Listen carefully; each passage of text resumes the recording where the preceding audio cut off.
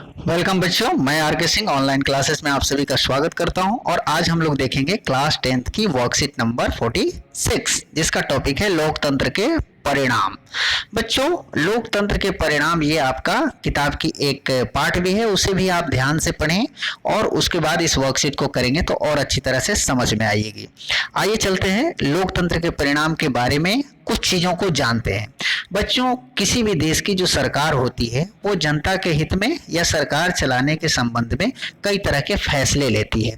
उसके वो फैसले जनता पर प्रभावी होते हैं, उस खुद पर भी प्रभावी होते हैं और जनता पर भी प्रभावी होते हैं और उसे लागू करना होता है। तो कई बार जो सरकारें होती हैं वो प्रक्रियाओं का पालन करते हुए निर्णय लेती है, जिसमें उनको टाइम लगता है। बहुत बार जरूरत होती है शीघ्र फैसले लेने के लिए तो जल्दी फैसले लेती है।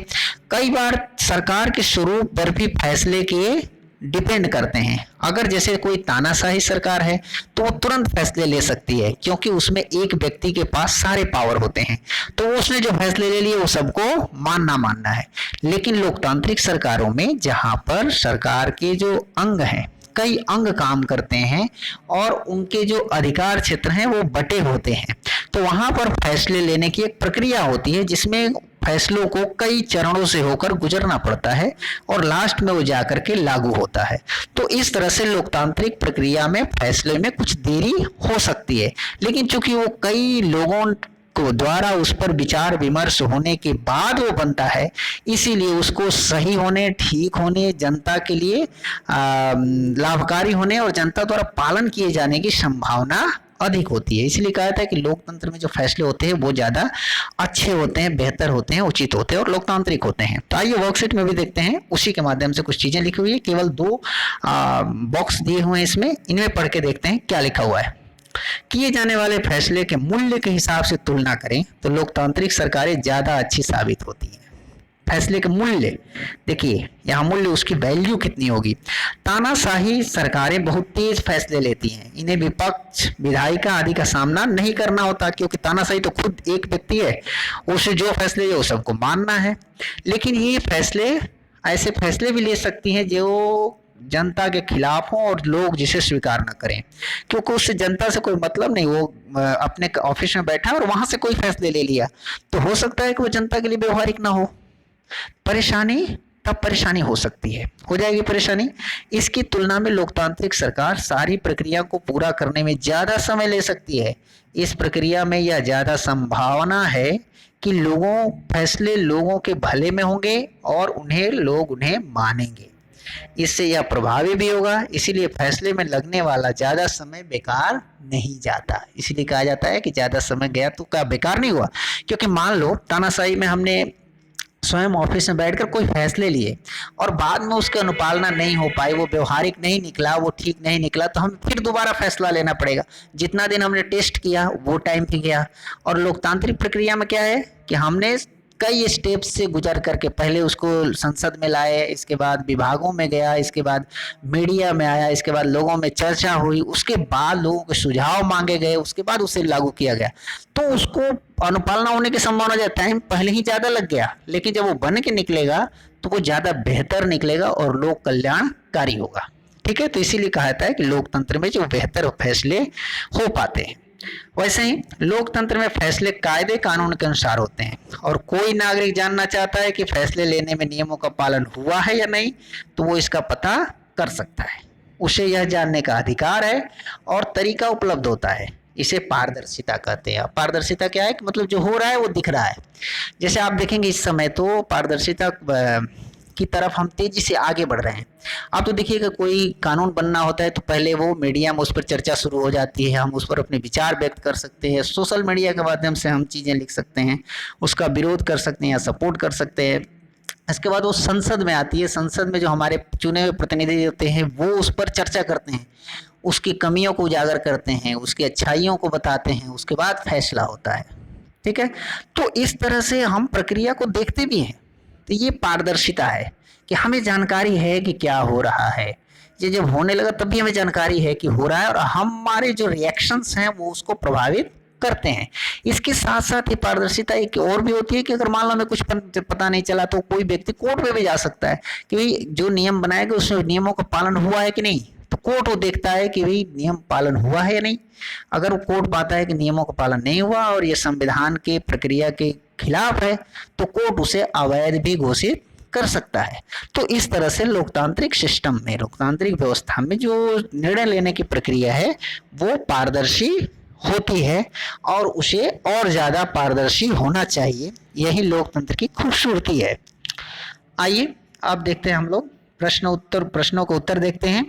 बच्चों इसमें 4 प्रश्न दिए हुए हैं, तो आई स्लाइड के माध्यम से हम प्रश्नों का उत्तर देखते हैं।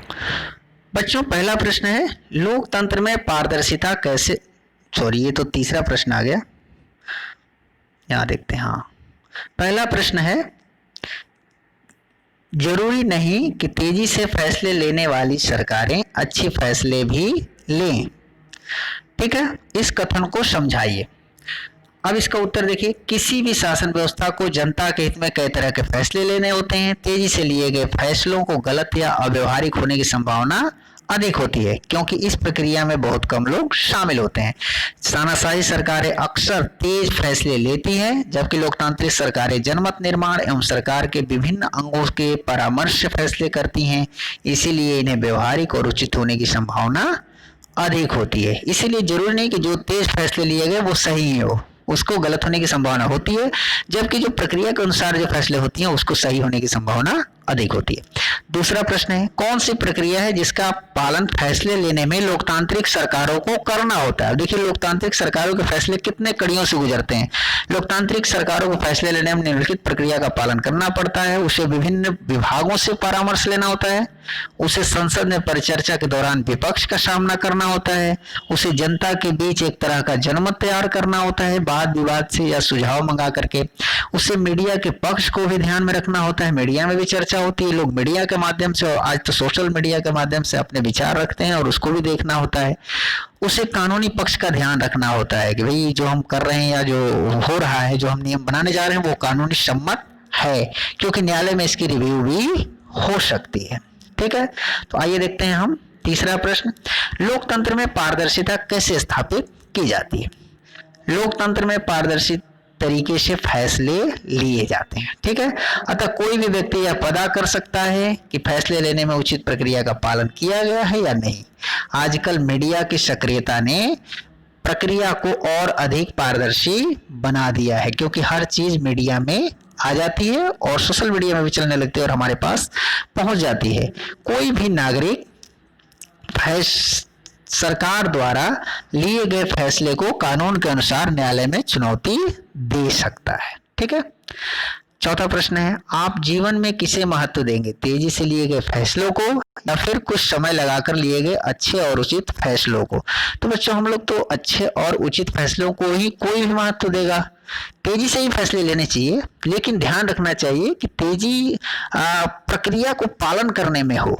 ठीक है, न कि हड़बड़ी में लिया जाए। हड़बड़ी में लिए गए फैसले अक्सर गलत होते हैं। तो हम अपने जीवन में अच्छे और उचित फैसले को महत्व देंगे। हालांकि हमारा मानना है कि जनता के हित में इमरजेंसी की स्थिति में अथवा युद्ध जैसे हालात में तेजी से फैसले लिए जाने चाहिए। जैसे अब कोई महामारी जैसी स्थिति अभी आई थी कोविड-19 की, तो उस समय तेजी से फैसले लेने की जरूरत पड़ती है, लेकिन उस समय भी ऐसा नहीं कि कोई एक व्यक्ति फैसले ले ले, क्योंकि उसको जानकारी अगर नहीं है तो वो गलत ही फैसले ले सकता है। तो वो एक्सपर्ट की सलाह से ही फिर फैसले लिए जाते हैं, लेकिन उस समय एक्सपर्ट की सलाह जल्दी मंगाए जाते हैं, तुरंत वीडियो उठाई जाती है, उस पर थोड़ा ज्यादा मेहनत किया जाता है और फैसले जल्दी लिए जाते हैं। लेकिन उसमें भी प्रक्रियाओं का पालन अवश्य होना चाहिए। देखिए, तेजी से फैसले में लेने हैं, लेकिन उसमें भी प्रक्रियाओं का पालन अवश्य होना चाहिए। सामान्य स्थिति में प्रक्रिया का पालन करते हुए फैसले लेने चाहिए, उसमें कुछ वक्त ही क्यों न लगे, क्योंकि इससे सही फैसले होने तथा जनता में उसकी स्वीकार्यता होने की संभावना अधिक होती है। ठीक है, तो उम्मीद है आपको ये प्रश्न उत्तर समझ में आ गए होंगे।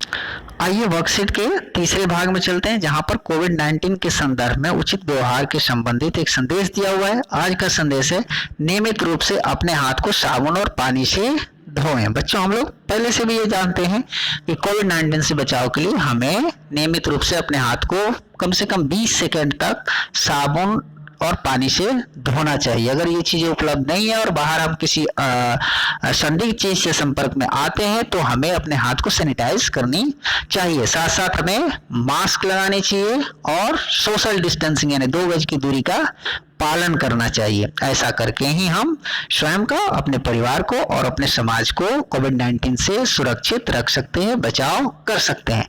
तो आइए हम सभी इसके पालन का तय करें, निर्णय लें, प्रण करें, तभी हम एक बेहतर माहौल को बना सकते हैं। तो उम्मीद है आप सभी को ये वर्कशीट अच्छी तरह से समझ में आ गई होगी। तो चलिए कॉपी कलम निकालिए और उसी वर्कशीट को पूरा करके अपने सर जी को भेज दीजिए ताकि वो चेक कर सकें कि आपने कितना कुछ सीखा है। मिलते हैं अगली वर्कशीट में, तब तक के लिए घर पे रहें, स्वस्थ रहें, खुश रहें। धन्यवाद।